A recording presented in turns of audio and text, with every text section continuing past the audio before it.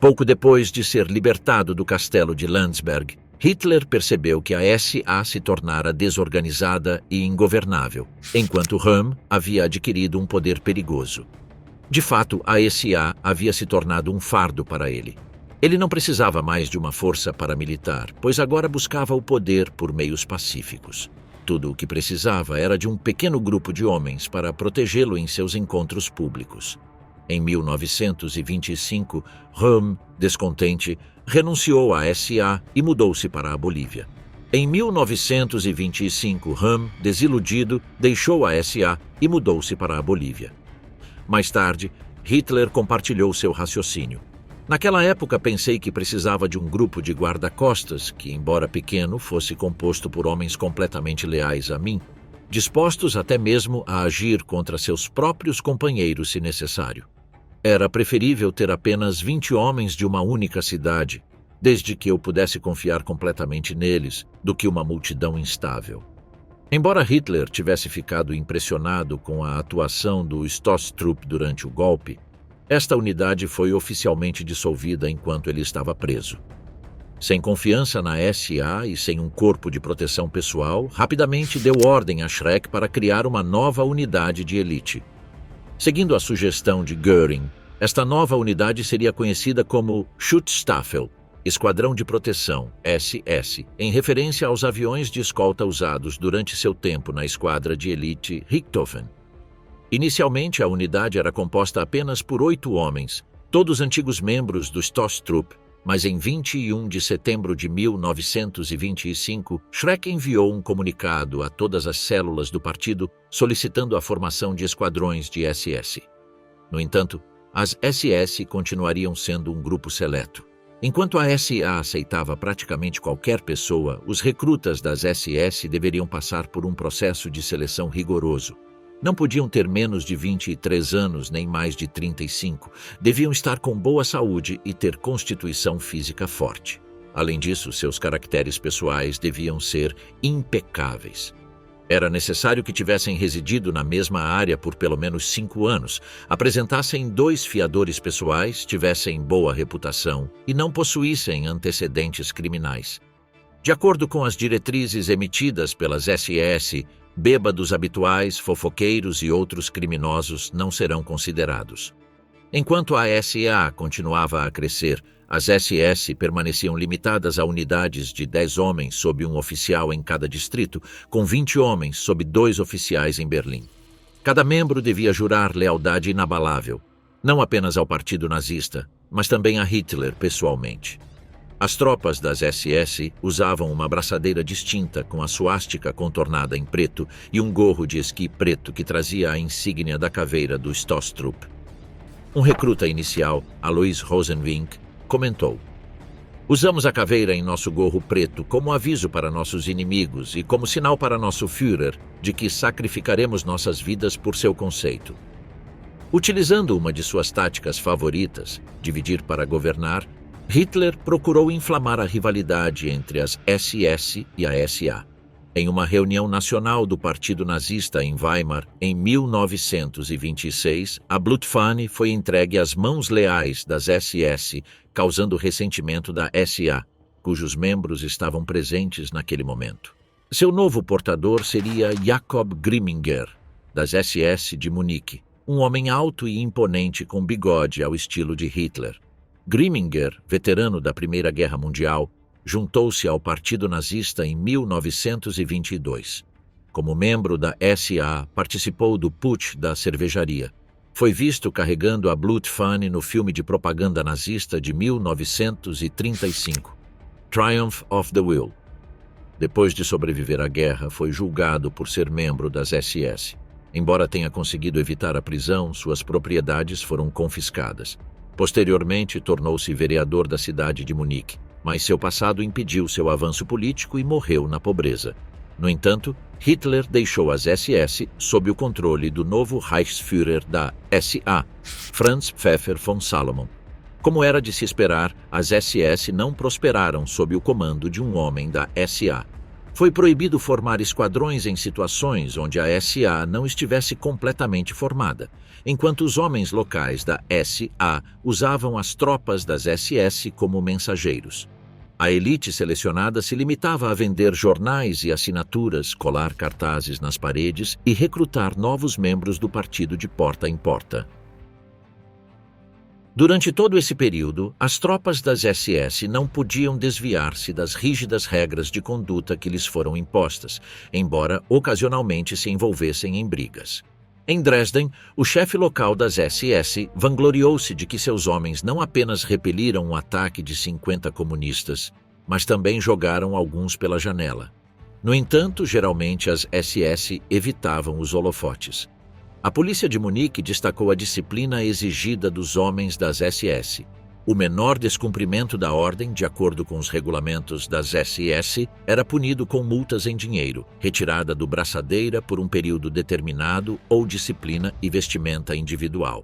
Ao revisar seus documentos, encontrava-se cada homem das SS portando um cartão de membro do Partido Nazista, um cartão das SS e um livro de canções.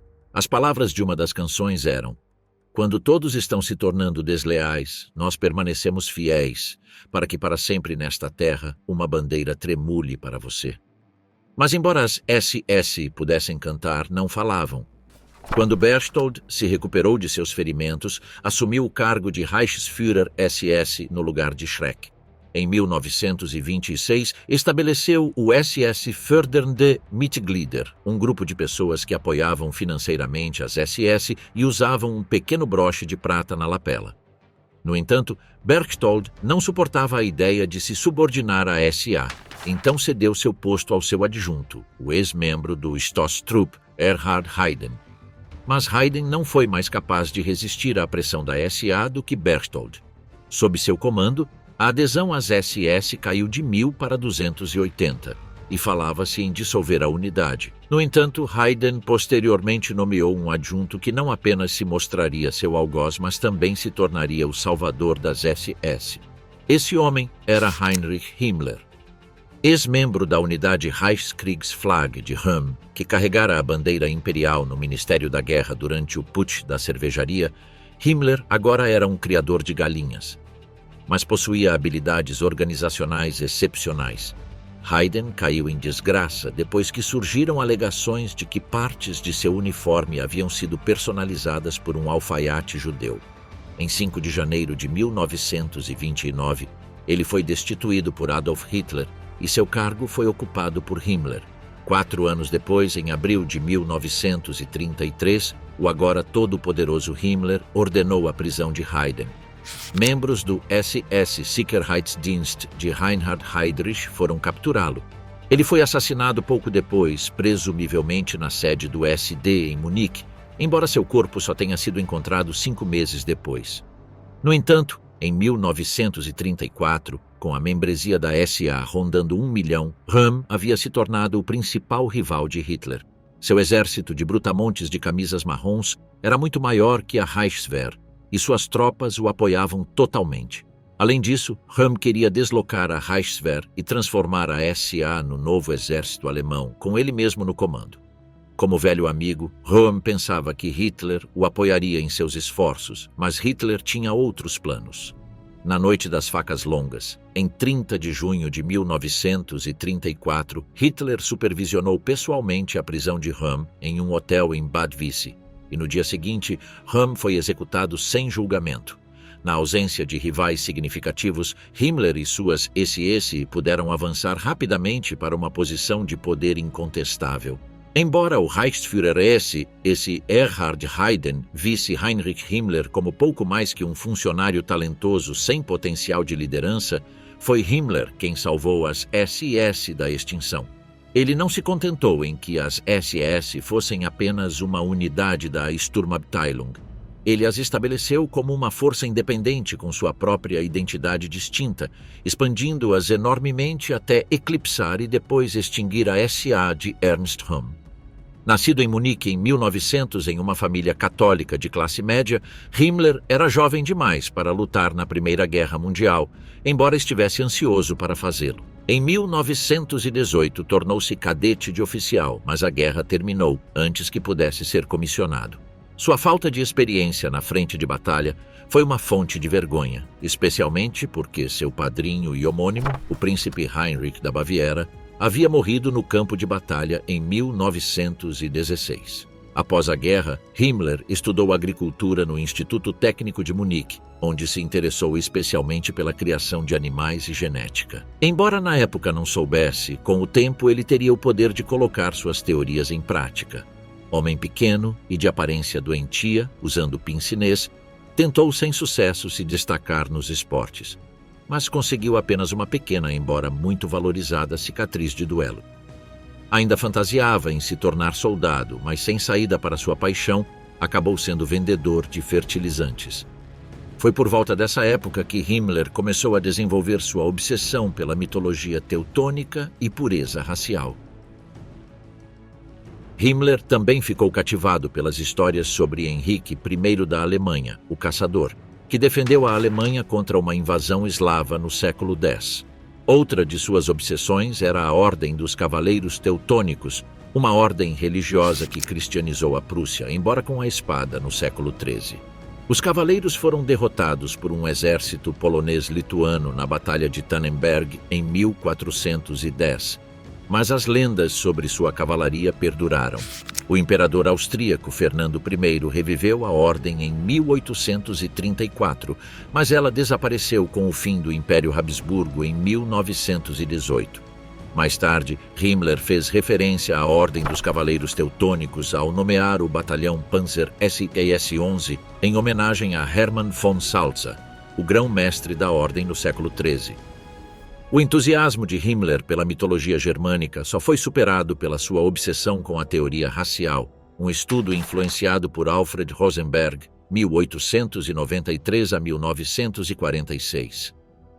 Ambos os homens se conheceram em 1918, quando estavam envolvidos na semi-mística Sociedade Thule, em Munique. Rosenberg nasceu de pais alemães na Estônia, mas após a Revolução Russa fugiu para Munique, onde se juntou ao nascente partido nazista e tornou-se editor do Völkischer Beobachter, o jornal do partido. Nas suas páginas denunciava judeus, comunistas, maçons e cristãos, proclamando o nazismo como uma nova fé. Até Hitler considerou seus escritos lixo ideológico. As imagens oficiais de Himmler retratam-no como um homem pequeno, sério, um ideólogo frio que acreditava firmemente no credo mortal dos nazistas.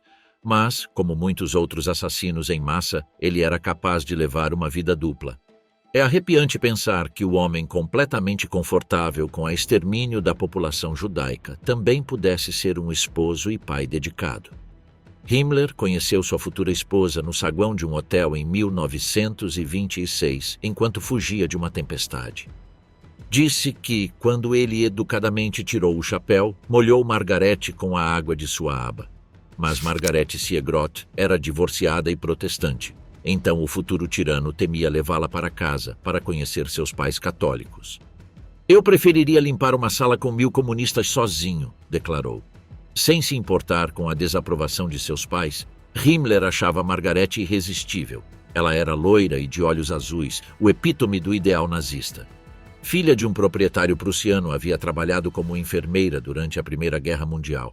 Possuía uma clínica em Berlim quando conheceu Himmler, mas vendeu-a para financiar uma granja de galinhas quando o casal se casou em 3 de julho de 1928. O casal tinha grandes expectativas ao comprar um terreno em Waldrudering, perto de Munique, no qual construíram uma pequena casa de madeira e alguns galinheiros. Pensaram que este era apenas o começo. Em breve teriam várias fazendas, mas em maio de 1929, apenas 10 meses após o casamento, Margarete sentiu-se compelida a escrever uma nota lamentável. "As galinhas estão pondo terrivelmente mal. Apenas 2 ovos por dia. Estou muito preocupada com o que faremos para viver." Tiveram uma filha, Gudrun, que nasceu em agosto de 1929. Himmler a adorava e a chamava de Püppi. O casal separou-se em 1940, mas evitou o escândalo de solicitar o divórcio. Depois, Himmler envolveu-se com sua secretária, Hedwig Potthast, que deixou seu trabalho em 1941. Ele pediu emprestado 80 mil marcos à chancelaria do partido e construiu uma casa para ela em Schonau, perto do refúgio bávaro de Hitler em Berchtesgaden, que chamaram de Haus Schneewinkelehen. Lá, Hedwig fez amizade com Greta, esposa do secretário de Hitler, Martin Bormann. Himmler teve 2 filhos com Hedwig, um filho, Helge, nascido em 1942, e uma filha, Nanette Dorothea, nascida em 1944. Sempre tentando se provar fisicamente, Himmler era membro de um grupo estudantil de esgrima. Foi lá que conheceu Ernst Röhm, que estava procurando recrutas adequados para sua Reichskriegsflagge, um grupo supernacionalista cujas opiniões chauvinistas e antissemitas Himmler compartilhava. Mais tarde, Röhm o incentivou a se juntar ao NSDAP. Foi assim que Himmler acabou carregando a bandeira da Reichskriegsflagge durante o putsch da cervejaria de 1923. Ele não teve um papel particularmente destacado. As fotos sobreviventes o mostram como um homem pequeno e fraco, usando um capacete vários números maior do que o seu. Teve a sorte de escapar ileso e de não ser preso, mas perdeu o emprego depois de tirar uma licença não autorizada para participar da marcha. Foi então que começou a trabalhar em tempo integral para o partido. Durante seu breve tempo no exército, foi secretário de sala, aprendendo a manter registros meticulosos. Para demonstrar suas habilidades, afirmou ter compilado uma lista de pessoas que se tornaram amigas dos judeus na Baixa Baviera, mas nessa fase foi descartado como fanático. No entanto, suas habilidades organizacionais se mostraram úteis e, em 1925, tornou-se líder distrital das recém-formadas SS na Baviera. Apenas 2 anos depois, em 1927, foi nomeado sublíder de toda a força, servindo sob Erhard Heiden, embora, na época, as SS não passassem de uma pequena unidade dentro da SA. Com o início da Grande Depressão em 1929, houve uma grande queda na produção industrial e muitos trabalhadores se encontraram de repente desempregados. Um grande número deles se juntou à SA, juntamente com uma proporção significativa de criminosos.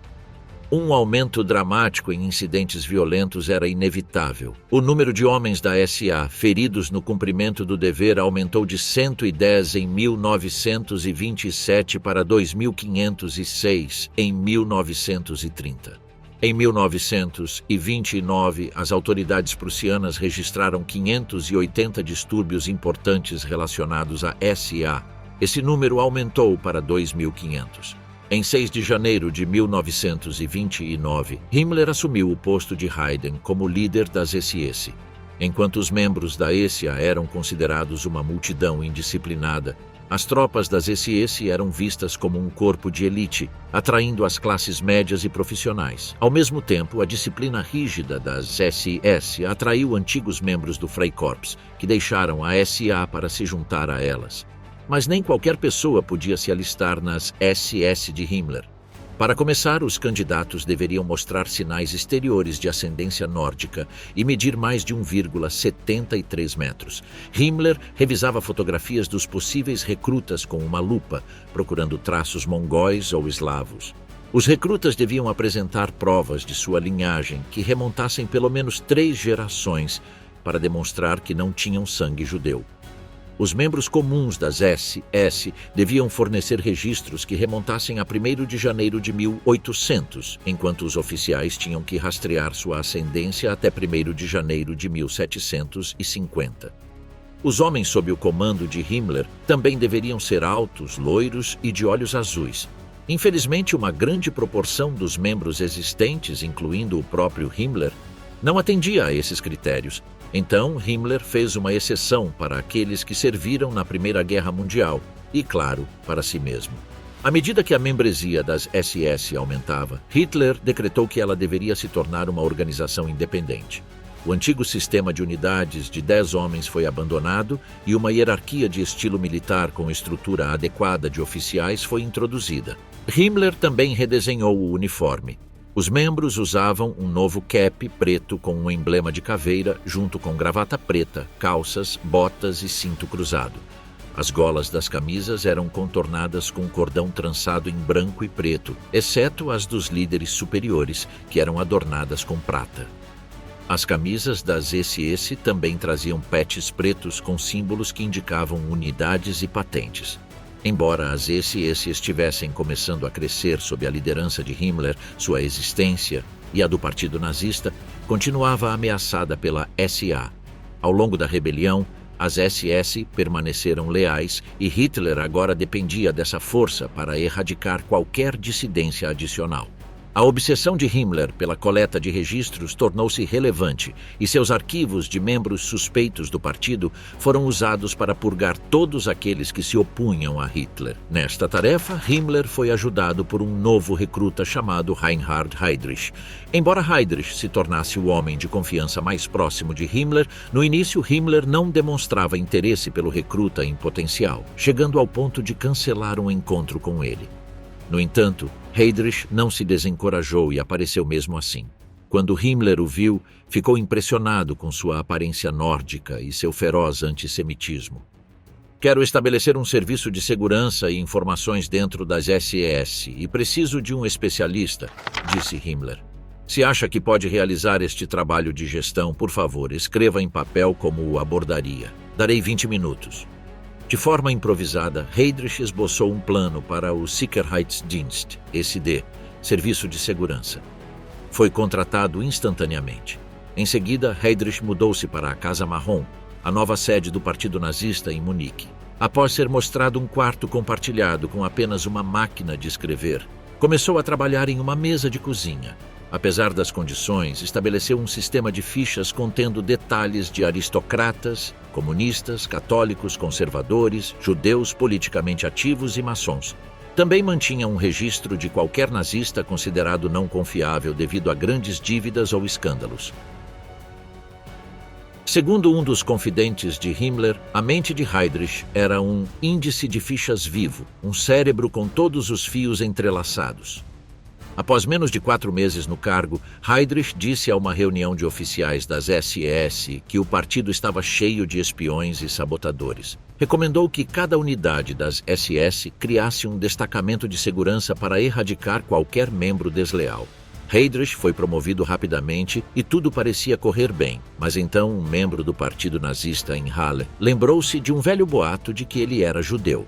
Himmler ordenou uma investigação genealógica completa, que finalmente concluiu: Heydrich é de origem alemã e está livre de qualquer sangue vermelho ou judeu. No entanto, Himmler percebeu que o medo de Heydrich de ser considerado judeu era uma fraqueza que poderia ser usada para controlá-lo.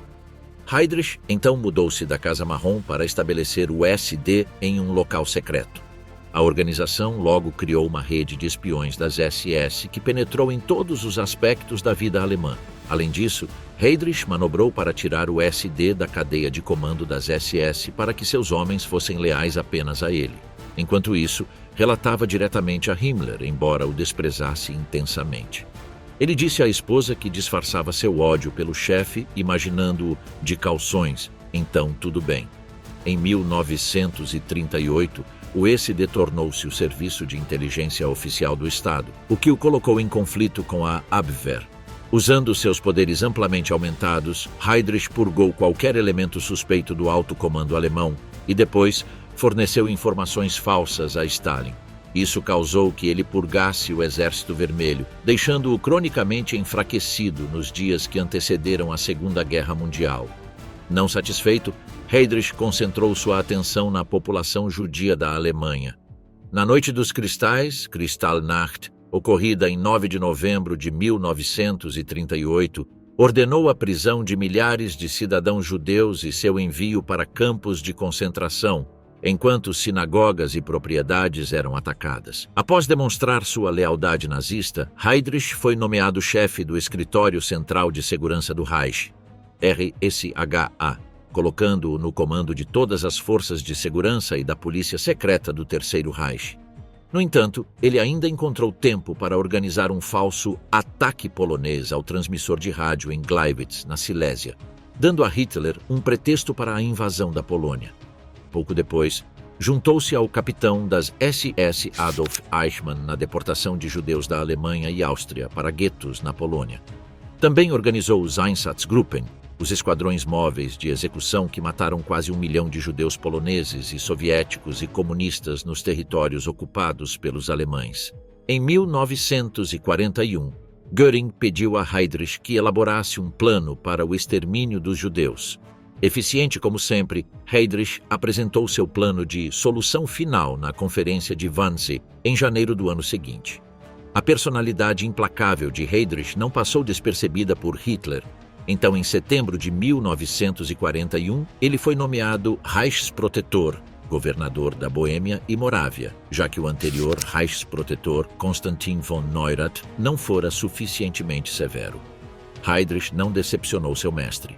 Qualquer pessoa que não colaborasse era executada ou enviada para um campo de concentração, enquanto cartões de racionamento eram emitidos para fábricas de acordo com a produtividade dos trabalhadores. Não é preciso dizer que a produção industrial aumentou rapidamente, mas o destino estava contra Heydrich. Quando Emil Hácha, o presidente fantoche do restante da Tchecoslováquia, mostrou-lhe as joias da coroa checa no castelo de Praga, avisou-o para não colocar a coroa. Segundo a lenda, quem não fosse o herdeiro legítimo morreria. Mas, para então, Heydrich sentia-se invencível, então, rindo, colocou a coroa na cabeça.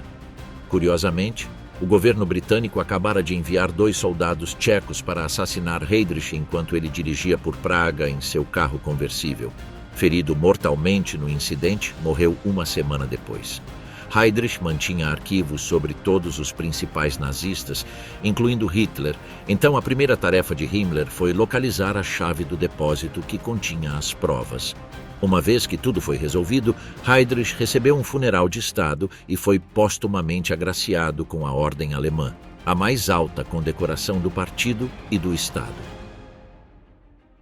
Os 2 assassinos escaparam, então a Gestapo retaliou executando centenas de tchecos e destruindo toda a vila de Lidice. Após ser oferecida uma recompensa de 1 milhão de marcos do Reich por quem soubesse o paradeiro dos assassinos, a família que os abrigou foi traída. A mulher da casa cometeu suicídio enquanto seu filho foi torturado e forçado a beber. Em seguida, mostraram-lhe a cabeça decapitada da mãe em um aquário. Compreensivelmente, ele contou tudo o que sabia à Gestapo.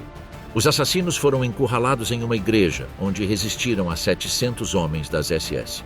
Sem meios de fuga, suicidaram-se. Qualquer coisa era melhor do que ser capturados vivos.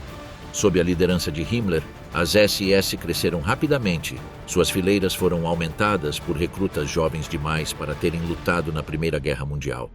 A organização aumentou sua membresia de 2.000 em 1931 para 30.000 em 1932, apesar do endurecimento dos critérios raciais. Himmler estava tão obcecado com a raça que até vetou o casamento de qualquer homem das SS cuja futura esposa não pudesse apresentar evidências suficientes de ascendência ariana. Seu objetivo, explicou, era criar uma ordem de sangue puro para servir à Alemanha. Para alcançar esse objetivo, iniciaria um programa de reprodução seletiva. O amanhã nos pertence, declarou. Agora que as SS estavam se tornando uma força poderosa por direito próprio, precisavam de um uniforme à altura que as diferenciasse de outros ramos do exército alemão. Em 1932, 2 membros das SS, o professor Karl Diebitsch e Walter Heck, desenharam o famoso uniforme negro das SS, com calças Jodhpur pretas e botas de montar, jaqueta preta e boné militar. A braçadeira vermelha com a suástica e a camisa marrom da ESA foram mantidas, mas o distintivo das esse foi transferido para a gola da jaqueta, com a unidade indicada em uma faixa ao redor do pulso.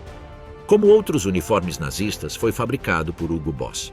O emblema de raios das SS, na antiga escrita rúnica germânica pagã, modificada por Walter Heck, foi adicionado no ano seguinte, primeiro para a Leibstandarte SS Adolf Hitler, a guarda pessoal de Hitler, e depois para toda a SS.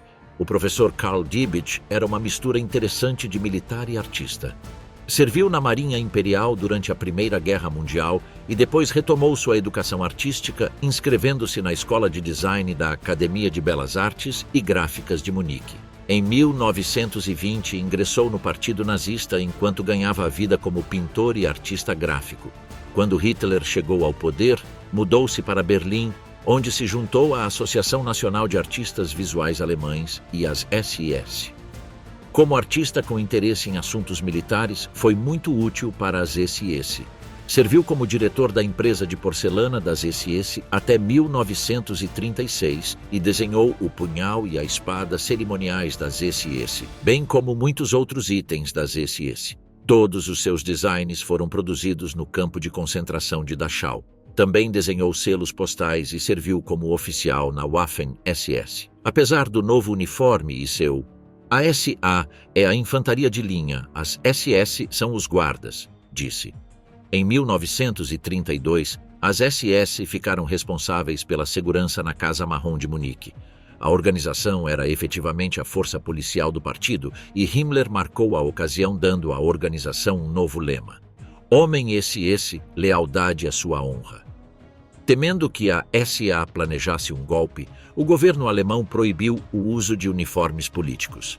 No entanto, quando Franz von Papen, um moderado do Partido do Centro Católico, foi nomeado chanceler, levantou a proibição 3 meses depois. Nas eleições seguintes, em julho, o Partido Nazista obteve 230 dos 608 assentos disponíveis e tornou-se o maior partido do Reichstag, mas Hitler se recusou a se juntar ao governo. Von Papen esteve no cargo por apenas 3 meses quando seu ministro da Defesa, o general Kurt von Schleicher, convenceu o presidente Paul von Hindenburg, herói da Primeira Guerra Mundial, de que o exército já não confiava nele. Uma nova eleição foi convocada em novembro de 1932, quando os nazistas perderam 34 assentos. Apesar da perda, Papen ainda não conseguiu obter a maioria e foi persuadido a renunciar. Schleicher, então, tentou formar uma coalizão com Gregor Strasser, que ainda era membro do Partido Nazista, mas logo ficou claro que não conseguiria manter uma maioria parlamentar. Finalmente, em 23 de janeiro de 1933, Schleicher foi forçado a admitir seu fracasso perante Hindenburg. Esta foi a oportunidade de Hitler. Ele sabia que podia formar um governo, e Hindenburg também sabia, embora o presidente tivesse jurado manter Hitler fora do poder. Logo, Himmler teve outra oportunidade de se envolver na política externa nazista. Após a reorganização do exército que seguiu as acusações contra Blomberg e Fritsch em 1938, Hitler também demitiu seu ministro das Relações Exteriores, Konstantin von Neurath, um veterano herdado de von Papen. Von Neurath foi substituído pelo homem de Himmler, Joachim von Ribbentrop. Himmler cultivava Ribbentrop desde que ele se juntou ao partido em 1932 e o nomeou coronel honorário das SS. Ribbentrop era um homem vaidoso que gostava de vestir o uniforme negro das SS, então recebeu com prazer a oportunidade de fazer parte do corpo do Ministério das Relações Exteriores, trabalhando com homens das SS, educado na Alemanha, Suíça, França e Inglaterra. Ribbentrop estava no Canadá quando estourou a Primeira Guerra Mundial em 1914. Ansioso para servir seu país, retornou à Alemanha e serviu como hússaro na Frente Oriental, antes de se tornar oficial de inteligência na Turquia. Após a guerra, casou-se com a filha de um produtor de Sekt, a versão alemã do champanhe, e convenceu um parente nobre distante a adotá-lo para que pudesse acrescentar o prefixo von ao seu nome. Em 1932, conheceu Hitler e se juntou ao Partido Nazista, tornando-se o principal conselheiro de política externa de Hitler, simplesmente memorizando e repetindo suas palavras. Entre 1936 e 1938, foi embaixador da Alemanha na Corte de São Jaime, onde sua missão era forjar uma aliança entre Alemanha e Império Britânico. Em vez disso, alienou completamente os britânicos. Primeiro, Ribbentrop teve um caso com Wallis Simpson, que depois se tornou esposa de Edward VIII após sua abdicação. Depois, cumprimentou George VI numa recepção da corte com um grito de Heil Hitler e uma saudação nazista que quase derrubou o rei quando este se aproximou para apertar sua mão. Göring alertou Hitler para chamar Ribbentrop de volta porque era um idiota, mas Hitler desconsiderou as preocupações de Göring. Ribbentrop conhece várias pessoas importantes na Inglaterra, disse ele. Mein Führer, Isso pode ser verdade, respondeu Göring, mas o problema é que eles o conhecem. Ribbentrop pode não ter conseguido conquistar a Inglaterra, mas teve mais sucesso com os japoneses, com quem negociou o Pacto Anti-Comintern em 1936. A Comintern, Internacional Comunista, era uma organização comunista fundada em Moscou em 1919 para promover a Revolução Comunista Mundial. Quando Ribbentrop retornou da Inglaterra em 1938, foi promovido contra todas as expectativas, tornando-se ministro das Relações Exteriores da Alemanha em vez de von Neurath.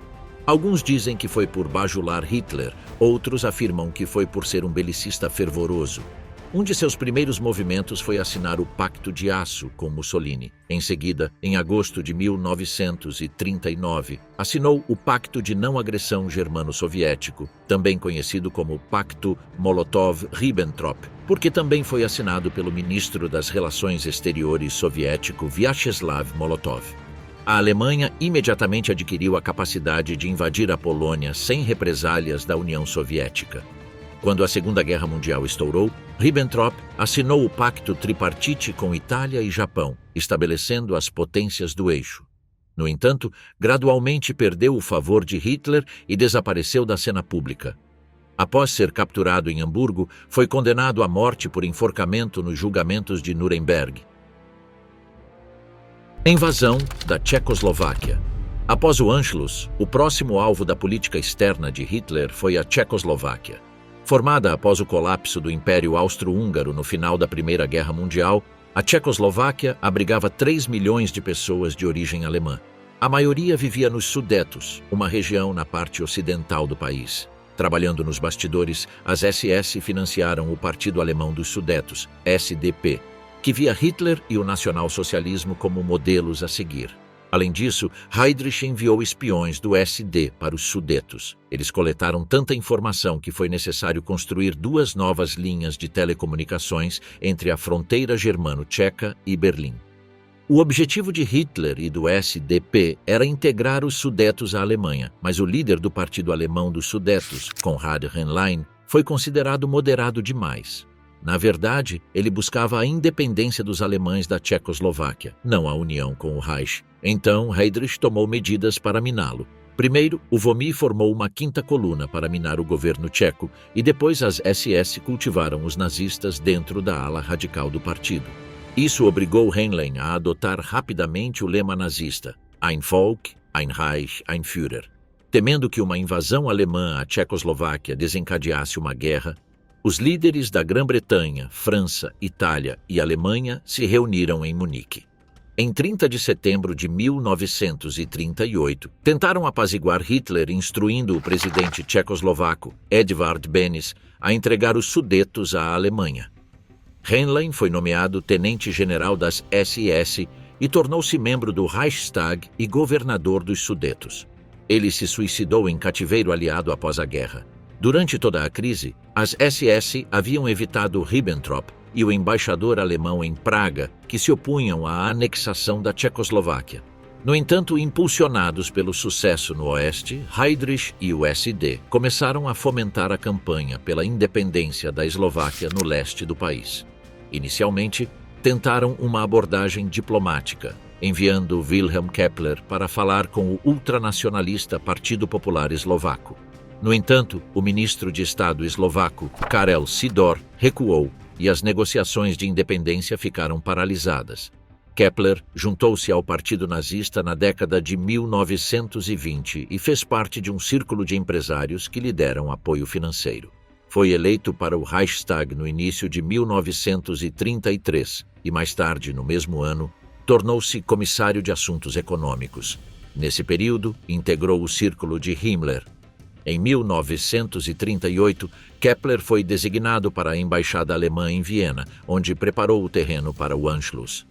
Durante a guerra, foi presidente de muitas empresas das SS e, em janeiro de 1942, tornou-se tenente-general das SS.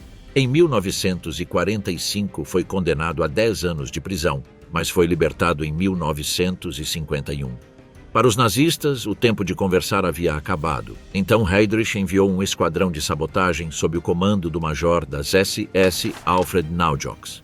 Depois que os sabotadores colocaram uma bomba em uma fábrica de chocolate na capital eslovaca, Bratislava, foi declarado estado de emergência. Descrito como um gangster intelectual, Naujoks estudou engenharia na Universidade de Kiel, embora pareça ter passado a maior parte do tempo envolvido em brigas. Em 1931, juntou-se às SS, onde se tornou um dos agentes mais confiáveis de Heydrich. Em seguida, participou de uma série de ações destinadas a gerar caos. Por exemplo, liderou um ataque a uma estação de rádio em Gleiwitz, Tchecoslováquia, que efetivamente deu início à Segunda Guerra Mundial.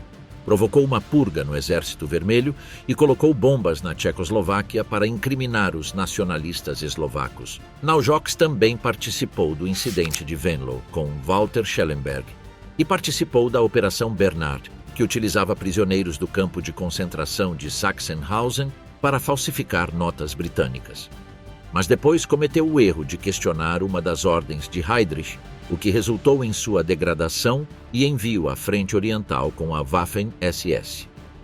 Enquanto estava com sua nova unidade, assassinou membros da resistência dinamarquesa e aterrorizou a Dinamarca.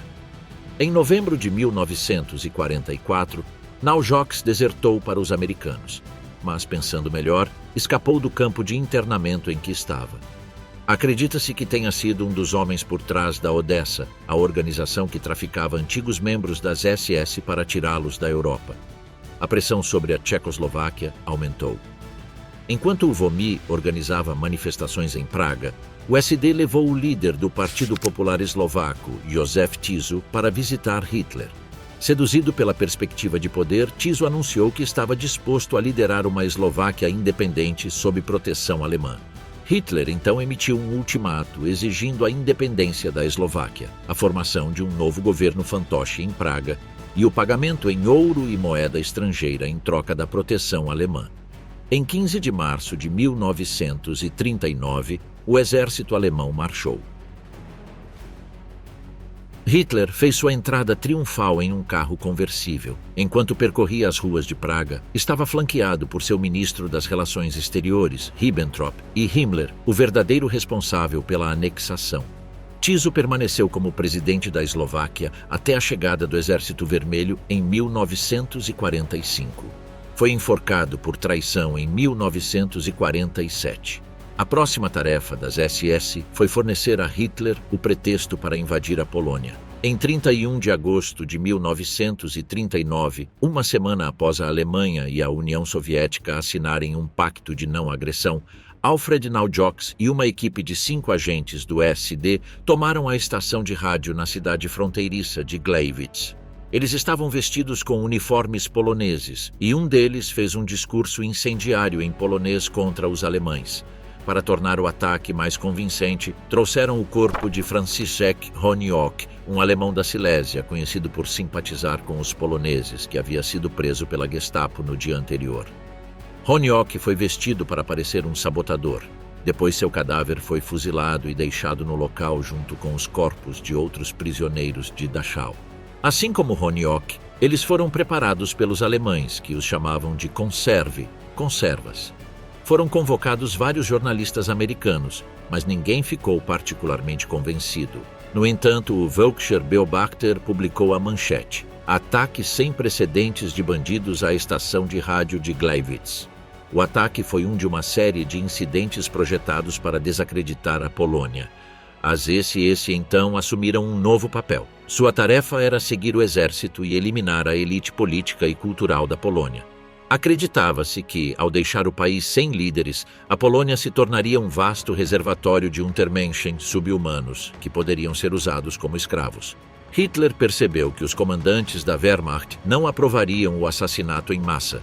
Então os membros das SS foram formados em Einsatzgruppen, grupos de desdobramento, com um nome inofensivo. Havia 6 unidades, cada uma composta por entre 400 e 600 homens. Cada um dos 5 exércitos foi seguido por um Einsatzgruppe, e o 6º grupo foi enviado à província fronteiriça de Poznan, que Hitler pretendia incorporar ao Reich. A agência responsável pelos Einsatzgruppen era a RSH. Heydrich, seu chefe, já havia preparado listas de morte. Suas vítimas previstas incluíam todos os aristocratas, empresários, alguns sacerdotes, médicos, professores, funcionários públicos e líderes políticos. Naquele momento não havia uma ordem específica para o assassinato de judeus, mas o general das SS Udo von Woyrsch encarregou-se de matá-los de qualquer forma. Uma semana após a invasão, os comandantes das SS se gabavam de matar 200 cidadãos poloneses por dia, e até 27 de setembro, Heydrich pôde informar que apenas 3% da alta sociedade polonesa havia sobrevivido.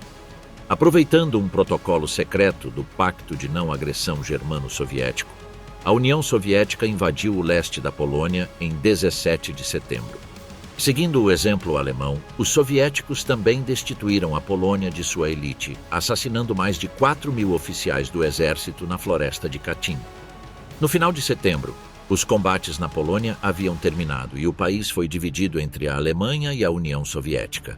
As regiões ocidentais foram absorvidas pela Grande Alemanha, enquanto a maior parte do país se tornou uma colônia alemã chamada Governo Geral, que era uma região separada do Grande Reich alemão. A Wehrmacht então foi liberada de seus deveres de ocupação e Himmler interveio. A colônia seria administrada por seus Einsatzgruppen e a matança continuaria. Eventualmente, toda a Polônia se tornaria uma colônia das SS. O general de divisão das SS, Otto Hoffmann, da RSHA, disse simplesmente: "O leste pertence às SS." A VOMI cuidou do reassentamento de 136.000 alemães étnicos na zona de ocupação soviética, juntamente com 120.000 alemães étnicos dos estados bálticos, que haviam sido invadidos pela União Soviética sob o protocolo secreto do Pacto de Não Agressão Germano-Soviético.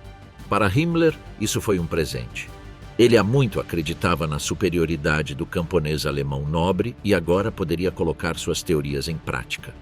Os judeus e eslavos na Polônia seriam despojados e seus lugares seriam ocupados por alemães étnicos, que compensariam a baixa taxa de natalidade da Alemanha, povoando o leste com seus descendentes nórdicos. Himmler convenceu Hitler a permitir que ele assumisse este projeto, e um decreto foi emitido em 7 de outubro de 1939, no dia do aniversário de Himmler. Heydrich supervisionou o reassentamento do que Hitler chamou de judeus, poloneses e lixo similar. Era evidente que seria necessária mais burocracia. Himmler estabeleceu a Comissão do Reich para o Fortalecimento da Raça Étnica Alemã, RKFDV, para coordenar a operação. Seu chefe seria Ulrich Greifeld, que havia trabalhado com Göring em nome de Himmler durante a execução do plano quadrienal de Hitler para rearmar a Alemanha e melhorar sua economia. Após servir no exército durante a Primeira Guerra Mundial, Greifeld gerenciou uma fábrica antes de perder o emprego na Grande Depressão. Antes de se tornar chefe do RKFDV, Greifeld organizou com sucesso o repatriamento de alemães étnicos do Tirol do Sul, bem na fronteira italiana. Embora Greifeld estivesse mais familiarizado com organização e tecnologia do que com teoria racial, foi julgado em Nuremberg, junto com outros 14 membros do RKFDV e Russia. Foi considerado culpado de crimes contra a humanidade, crimes de guerra e de ser membro de uma organização criminosa, como os aliados viam a esse. Sentenciado à prisão perpétua, morreu na prisão de Landsberg. O sonho de Himmler de uma vida rural alemã idílica na Polônia foi destruído quando Greifeld apontou que o recrutamento para o exército havia criado escassez de mão de obra na Alemanha. Portanto, eram necessários mais 500 mil de trabalhadores. O realismo de Greifeld triunfou sobre as fantasias de Himmler. Eslavos e judeus foram deportados para o leste, enquanto 500 mil alemães étnicos foram deslocados e retornaram ao Reich, onde trabalharam nas fábricas de armamentos. Muitos deles não queriam ser reassentados a milhares de quilômetros de suas casas, mas Himmler viu isso como um bom sinal. Exclamou que é da natureza do sangue alemão resistir. Mas as longas estadias nos campos de reassentamento deixaram os alemães que retornavam desapontados, amargos e sem esperança, de acordo com um oficial da SS. A ocupação da Polônia foi apenas um prelúdio para a invasão da União Soviética. O escritório de raça e reassentamento da SS já havia elaborado o Plano Mestre do Leste. Esse plano envolvia a deportação de cerca de 14 milhões de pessoas das estepes e florestas do oeste da Rússia para a Sibéria. Eles seriam substituídos por 2,4 milhões de alemães. Outros 14 milhões de habitantes seriam autorizados a permanecer após serem germanizados. Talvez a palavra forçados seja mais adequada. A maioria da população seria confinada em cidades de cerca de 20 mil habitantes, cercadas por vilas com 30 ou 40 camponeses armados. Finalmente, Himmler teria sua aristocracia de camponeses alemães. Ele até ordenou aos cientistas criar um cavalo resistente que pudesse sobreviver aos rigorosos invernos das estepes. Não seria apenas uma montaria e animal de carga, mas também forneceria leite, queijo e carne. Infelizmente para Himmler, essa utopia no leste permaneceria uma ideia sublime em sua mente, porque Göring tinha seus próprios planos. Para evitar um choque de personalidades, Hitler colocou Alfred Rosenberg no comando. Hitler encontrou mais resistência do que antecipava quando invadiu a União Soviética em 22 de junho de 1941. O Exército Vermelho estava mal equipado e desprevenido, mas contava com 2 aliados, as chuvas do outono russo e uma população civil disposta a lutar até o fim. No final de 1941, a União Soviética estava ferida, mas não derrotada. A amarga luta entre ambas as nações duraria até 1945. Stalingrado poderia ter sido perdido, mas as SS ainda conseguiram fazer-se sentir em outras áreas. Em um incidente famoso, o Exército Vermelho tentou cercar o 16º Exército Alemão em Demiansk, ao sul de Leningrado. A intenção era cortar os alemães da linha ferroviária de Staraia Russa, deixando-os sem suprimentos. A partir de janeiro de 1942, o Exército Vermelho dedicou todos os homens e máquinas disponíveis ao cerco da divisão SS Totenkopf, 5 divisões de infantaria da Wehrmacht e várias divisões auxiliares alemãs. Mas os homens da SS eram treinados para lutar até a morte, se necessário.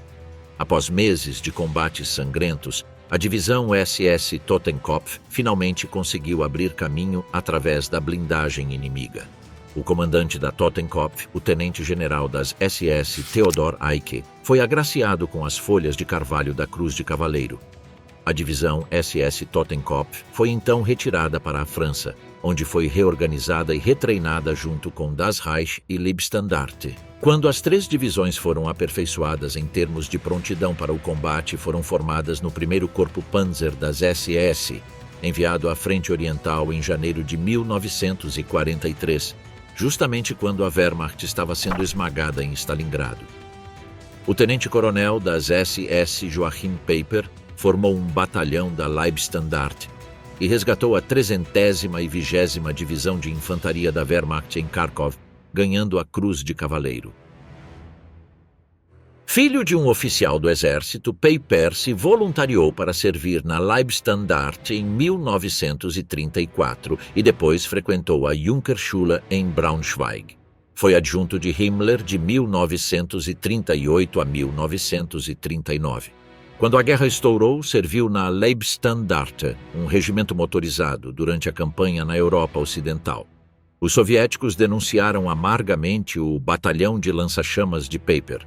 A força recebeu esse nome por atacar aldeias ocupadas pelo inimigo durante a noite, quando suas tropas disparavam indiscriminadamente e incendiavam os telhados de palha. Peiper foi acusado de táticas semelhantes na Itália. Quando retornou à Frente Oriental como comandante do 1º Regimento Panzer das SS, ganhou as folhas de carvalho de sua Cruz de Cavaleiro, mas novamente foi acusado de queimar aldeias e matar prisioneiros. Em 1943, Himmler começou a perceber que a maré estava se voltando contra a Alemanha. O que a pátria precisava era de mais tropas das SS no campo de batalha, e rapidamente. Divisões inteiras, não batalhões, foram adicionadas em grande velocidade. No entanto, isso não era novidade.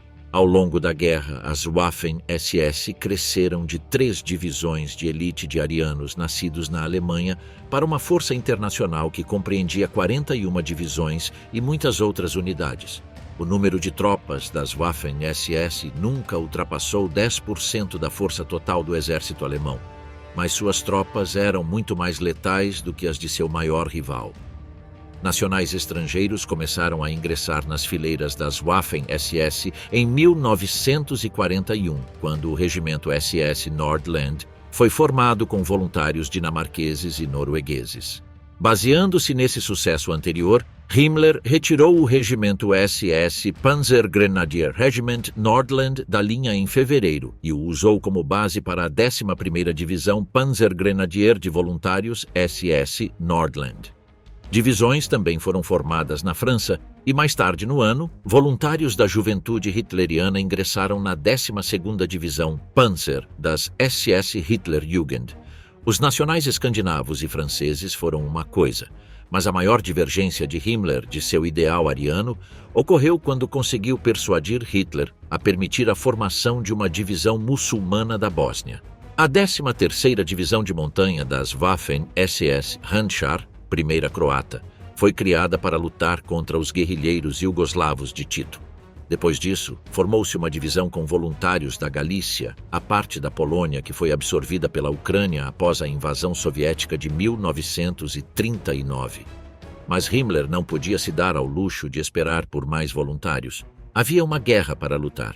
O serviço militar obrigatório foi introduzido no Reichskommissariat Ostland e foi criada a 15ª Divisão de Granadeiros Waffen-SS, primeira letã.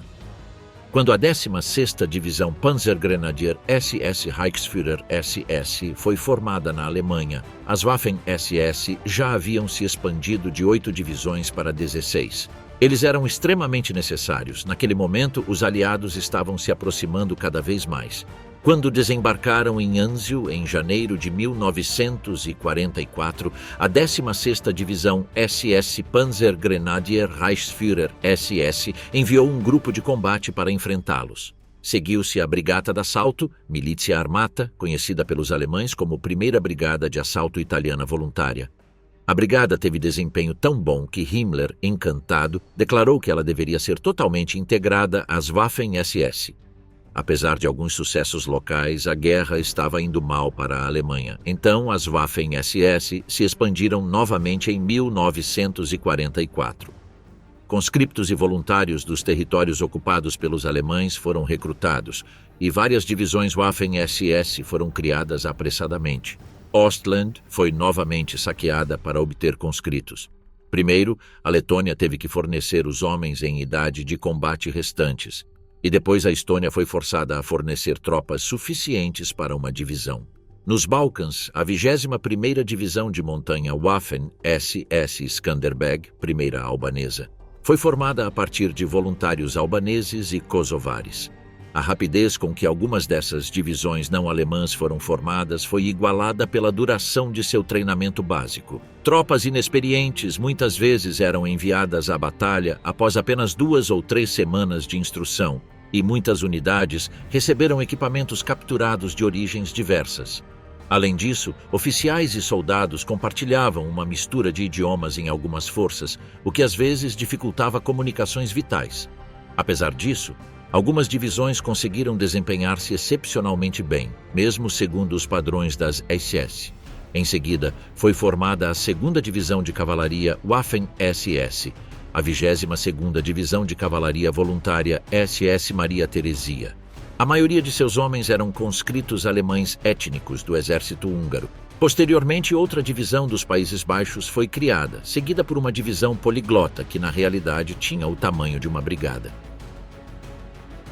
A 24ª Divisão Gebirgswaffen-SS era composta por voluntários alemães étnicos da Itália, com outros voluntários da Eslovênia, Croácia, Sérvia e Ucrânia. Seu principal objetivo era combater os guerrilheiros nas fronteiras da Eslovênia, Itália e Áustria, onde o terreno montanhoso exigia tropas e equipamentos especializados. Para 1944, a Alemanha estava lutando contra a Grã-Bretanha e os Estados Unidos no oeste e contra a União Soviética no leste. Hitler sempre soube que lutar em 2 frentes não era mais do que suicídio. De fato, o Pacto Molotov-Ribbentrop foi planejado para evitar exatamente essa possibilidade, em 1939. Capítulo 9. Nuremberga Winston Churchill não acreditava que os nazistas capturados deveriam ter o luxo de um julgamento após a Segunda Guerra Mundial. Ele era favorável à execução imediata. No entanto, na conferência realizada em Yalta, em fevereiro de 1945, o Reino Unido, os Estados Unidos e a União Soviética concordaram em processar os líderes nazistas e outros criminosos de guerra. Não tinham apenas Hitler e Himmler na mira. O Tribunal Militar Internacional foi estabelecido pela Conferência de Londres em agosto de 1945. Foi-lhe concedida a autoridade para imputar os acusados por 4 acusações: crimes contra a paz, planeamento e início de guerras de agressão, crimes contra a humanidade, genocídio, extermínio e deportação, crimes de guerra, violações das leis da guerra, e conspiração para cometer qualquer um dos 3 primeiros crimes. Reino Unido, Estados Unidos, União Soviética e França forneceriam cada um juiz e um procurador. O Tribunal Militar Internacional realizou a sua primeira sessão no dia 18 de outubro de 1945, no edifício do Tribunal Supremo em Berlim. A acusação apresentou acusações contra 24 líderes nazistas e 6 organizações criminosas: o gabinete de Hitler, o corpo dirigente do Partido Nazista, as SS e o SD, as SA, a Gestapo e o Estado-Maior-Geral e o Alto Comando da Wehrmacht. No entanto, Heinrich Himmler, o arquiteto das SS e o homem descrito como o maior assassino em massa de todos os tempos, não pôde ser processado. Em 23 de maio de 1945, conseguiu escapar à justiça, pelo menos nesta vida.